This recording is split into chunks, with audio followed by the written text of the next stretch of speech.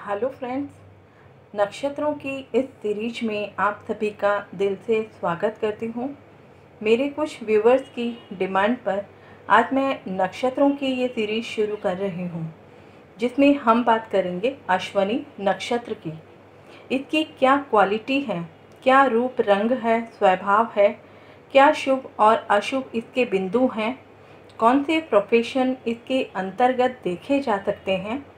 उससे पहले हम ये समझने की कोशिश करते हैं कि नक्षत्र क्या होते हैं, इनको कैसे देखा समझा जाता है और अश्विनी से ही इसकी शुरुआत क्यों होती है। तो आप सभी से रिक्वेस्ट है, वीडियो के अंत तक बने रहें। राशि चक्र का 27वां भाग नक्षत्र कहलाता है। संपूर्ण राशि चक्र में 360 अंश होते हैं। 360 में जब 27 का भाग देते हैं तो 13 डिग्री 20 मिनट का एक नक्षत्र का मान हमें प्राप्त होता है।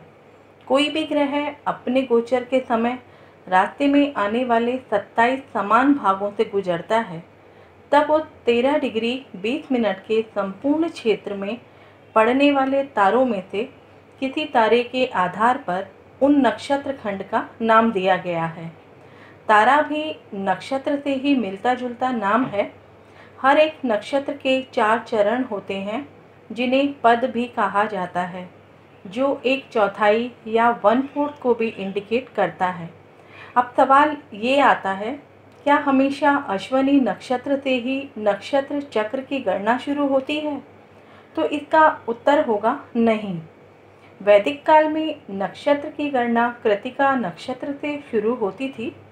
शतपथ ब्राह्मण में भी ये कहा गया है कि कृतिकाएं पूर्व में उदित होती हैं, जो वैदिक काल में यानी आजकल ये पूर्व दिशा को नहीं छोड़ती हैं और आजकल इनका उदय उत्तर की ओर हटकर होता है। यह अयन गति और संपात गति के कारण होता है और यही शतपथ ब्राह्मण की रचना के समय में भी बात मानी गई है। संपात गति के कारण ही नक्षत्र चक्र की गणना की गई है। चाइनीज विद्वानों की भी अगर माने तो कृतिका नक्षत्र से ही इसकी शुरुआत मानते हैं। संपात गति के कारण यह गणना पीछे खिसकती रहती है और आज अश्विनी से ही इसकी गणना की जाती है। राशियों को नक्षत्रों के अनुसार विशिष्टता दी गई है। जब चंद्रमा नक्षत्रों पर से गोचर करता है तो हमें रोज के होने वाले बदलावों की जानकारी देता है। उसी से हम अपनी कुंडली में दशा का अनुमान लगाते हैं, जिसके कारण हमें अपने जीवन में होने वाली हर घटना का पता चलता है कि कब क्या घटित होने वाला है। वैदिक ज्योतिष में नक्षत्र पंचांग का एक महत्वपूर्ण हिस्सा होता है और अपनी भविष्यवाणियाँ सही होने में लोग नक्षत्र को बहुत उपयोगी मानकर इससे भविष्यवाणी भी करते हैं। हम सभी जानते हैं नक्षत्रों की संख्या 27 होती है। जन्म के समय चंद्रमा जिस नक्षत्र में होता है, वही नक्षत्र व्यक्ति विशेष का नक्षत्र माना जाता है। सिर्फ एक जन्म नक्षत्र से आप व्यक्ति विशेष के बारे में सब कुछ सटीकता से बता सकते हैं। नक्षत्र के गुण, धर्म, स्वभाव, प्रोफेशन या इससे जुड़ी हर बात व्यक्ति विशेष को अपना प्रभाव देती है। आपके नक्षत्रों की सही कैलकुलेशन से आपको बहुत लाभ मिल सकता है। उन्हीं से मिलने वाले सभी प्रकार के दोष या नकारात्मक प्रभावों को उपाय से दूर भी कर सकते हैं। हम जानते हैं 27 नक्षत्र होते हैं, जिनके नाम आप सभी जानते भी हैं, और 28वां नक्षत्र होता है अभिजीत नक्षत्र। 12 राशियां होती हैं। नक्षत्र एक बहुत छोटा सा हिस्सा होता है, जबकि राशियां एक बड़ा हिस्सा मानी जाती है। किसी भी राशि चिन्ह में लगभग 2.25 नक्षत्र भी आते हैं। तो सबसे पहले हम शुरुआत करते हैं अश्विनी नक्षत्र से। इसका क्या स्वरूप है, क्या विशेषताएं हैं, किस प्रोफेशन से इसको देखा जाता है, इसके देवता कौन हैं। अश्विनी नक्षत्र में 3 तारों का समूह होता है और इन तारों से मिलकर जो आकृति बनती है, जो शेप बनती है, वह घोड़े के मुंह के समान होती है, इसलिए इसे अश्व भी कहा जाता है। अश्विनी नक्षत्र में जन्मे व्यक्ति सुंदर, बड़ी आँखों वाले, आँखों में एक विशेष चमक वाले होते हैं। आकर्षक व्यक्तित्व होता है, चौड़ा माथा होता है इनका, गोरा रंग होता है, अनेक तरह के शौक रखने वाले होते हैं, बुद्धिमान भी होते हैं। ड्रेसिंग सेंस के मामले में ये व्यक्ति बहुत ही चतुर होते हैं, सभी कार्यों को सिस्टमैटिक वे में करते हैं, बहुत जल्दी ही अपने काम को फिनिश करने वाले होते हैं। अपनी बातों से सभी को अट्रैक्ट कर लेने की कला भी इनमें बहुत ज़्यादा होती है। अपनी बात पर अडिग रहने वाले किसी भी बात को सुनकर समझकर फिर अप्लाई करते हैं, उस पर अमल करते हैं, विचार करते हैं। बड़े लोगों के साथ उठना बैठना इन्हें पसंद होता है, साफ कहने में विश्वास करते हैं और अपना मान सम्मान का खास ख्याल रखते हैं। इनके सामने कुछ भी गलत हो रहा होगा तो ये चुप नहीं बैठते, तुरंत आवाज़ उठाते हैं।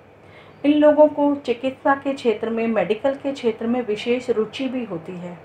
वेल मैनर्ड होते हैं, एक्शन ओरिएंटेड होते हैं। किसी भी काम को करने की इनमें एक अलग ही स्किल होती है। अश्विनी नक्षत्र सहजता का द्योतक माना जाता है। किसी भी काम को करने की पहल करने वाला नक्षत्र होता है। ऐसे व्यक्ति वेट नहीं करते, तुरंत काम को करने की कोशिश करते हैं। इसका जो स्वामी है वह है केतु और इसकी राशि मेष है, जिसका स्वामी मंगल होता है। इस नक्षत्र का सिंबल होता है हॉर्स। ये लोग अपने लुक पर कुछ ज़्यादा ही ध्यान देते हैं।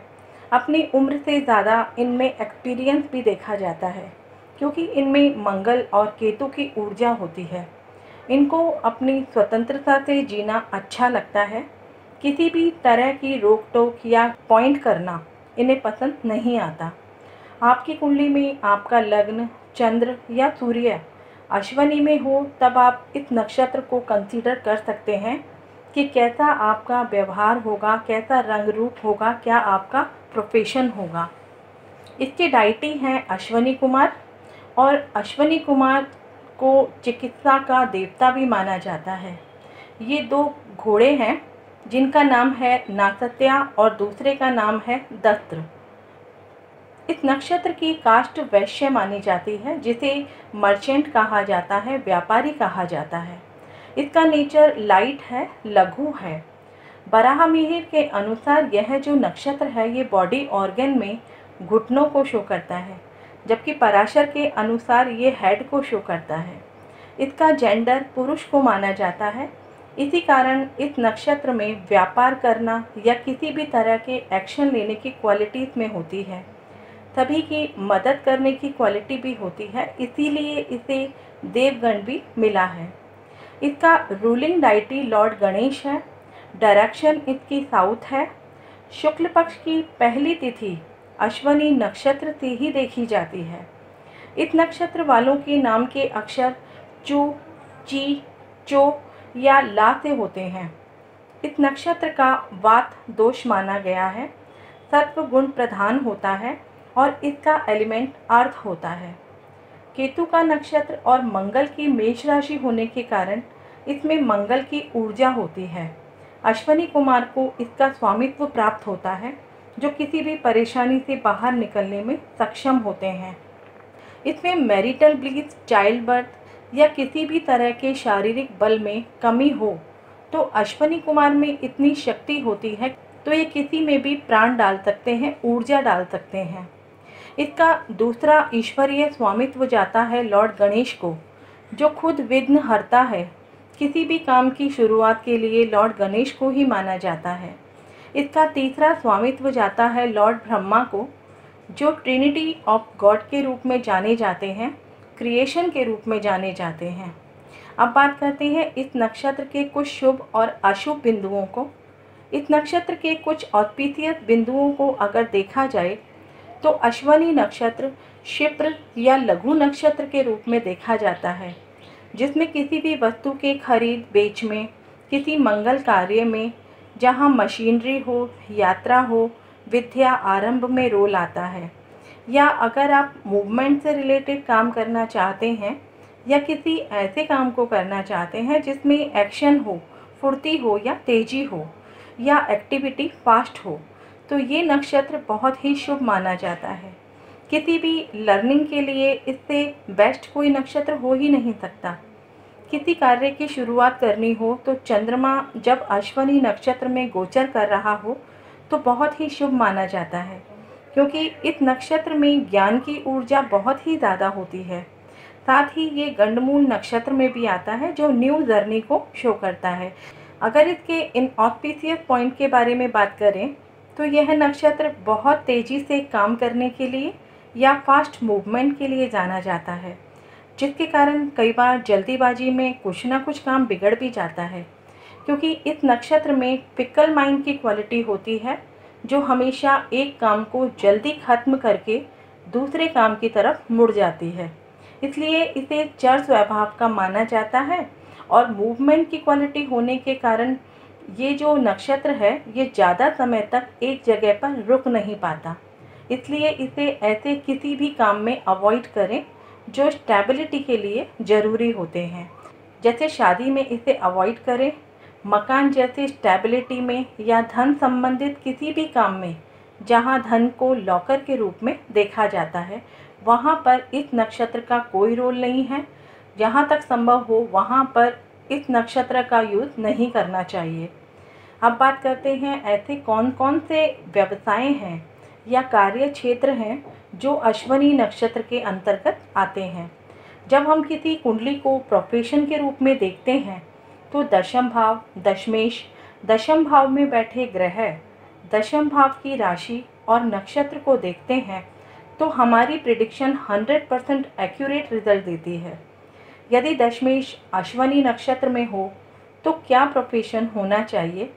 ऐसे व्यक्ति यातायात में या ट्रांसपोर्टेशन में टूर एंड ट्रैवल का काम कर सकते हैं, स्पोर्ट्स में जा सकते हैं, जिम ट्रेनर बन सकते हैं, ज्वेलरी का काम कर सकते हैं, आर्मी में जा सकते हैं, पुलिस में जा सकते हैं, डॉक्टर की लाइन में जा सकते हैं, रेसिंग ट्रैक में जा सकते हैं, मिलिट्री में जा सकते हैं, हीलिंग प्रोफेशन में जा सकते हैं, एस्ट्रोलॉजी कर सकते हैं, रिसर्च में जा सकते हैं या किसी भी फर्टिलिटी सेंटर में जा सकते हैं, किसी धार्मिक स्थान से जुड़ सकते हैं, हॉस्पिटल से जुड़ सकते हैं, पुलिस स्टेशन से जुड़ सकते हैं, रेलवे लाइन से जुड़ सकते हैं, रोड से रिलेटेड कोई भी काम हो रहा हो तो वहाँ पर भी इस नक्षत्र को जोड़ सकते हैं। ट्रांसपोर्ट से जुड़े जो एरिया होते हैं ये वहाँ भी जुड़ सकते हैं, सर्जिकल इक्विपमेंट से जुड़ सकते हैं, मेडिसिन से जुड़ सकते हैं, हॉर्स के डीलर हो सकते हैं, हॉर्स रेसर बन सकते हैं, एडवर्टाइजिंग में जा सकते हैं, थेरेपी एक्सपर्ट हो सकते हैं, काउंसलर बन सकते हैं, इंजीनियरिंग में जा सकते हैं या लॉ की फील्ड में भी इस नक्षत्र को देखा जाता है। आशा करती हूँ आपको ये वीडियो ज़रूर पसंद आया होगा। तो इस वीडियो को लाइक करें, शेयर करें और कमेंट बॉक्स में अपने कमेंट ज़रूर दें। और आप मेरे चैनल पर अगर नए हैं, पहली बार मुझे सुन रहे हैं, तो इस चैनल से जुड़ी हर जानकारी को जानने के लिए आप मेरे चैनल को सब्सक्राइब कर सकते हैं। साथ ही आइकन बेल को ज़रूर क्लिक करें। अगली वीडियो में हम अश्विनी नक्षत्र के चारों चरणों पर चर्चा करेंगे कि किस तरह से ये चारों चरण अपने अपने रोल प्ले करते हैं। अपना ध्यान रखें, स्वस्थ रहें, सुरक्षित रहें। Stay blessed. Thank you.